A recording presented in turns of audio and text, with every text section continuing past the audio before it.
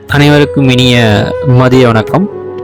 தட்சிணா ஜோதிட நிலையத்தின் சார்பாக இன்னைக்கு நம்ம எதை பற்றி பார்க்க போகிறோம் அப்படின்னா, பாதகாதிபதி மற்றும் மாரகாதிபதி அவர்களுடைய ஒரு மாறுபட்ட தன்மையை பற்றி பார்க்க போகிறோம். பொதுவாக நம்ம எல்லாம் என்ன தெரிஞ்சு வச்சுருப்போம் அப்படின்னா, பாதகாதிபதியோ மாரகாதிபதியோ வலுக்கக்கூடாது, வலு குறைஞ்சா நல்லது அப்படின்னு நம்ம தெரிஞ்சு வச்சுருப்போம்.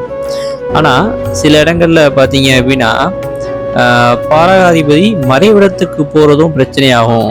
அது எப்போ அப்படின்னு கேட்டிங்க அப்படின்னா, பாதகாதிபதியோட வீட்டில் ராகு கேதுக்கள் அமரும் பொழுது அந்த ராகு கேதுகளுக்கு வீடு கொடுத்த பாதகாதிபதியோ மாரகாதிபதியோ மறைவிடத்துக்கு போகும்போது பார்த்தீங்க அப்படின்னா, அந்த ராகு கேதுக்கள் முழு சுதந்திரமாக அந்த வீட்டுக்கே உண்டான அந்த கிரகங்களின் தன்மைக்கே உண்டான பாதகத்தையோ மாரகத்தையோ செய்ய தவறுறது கிடையாது.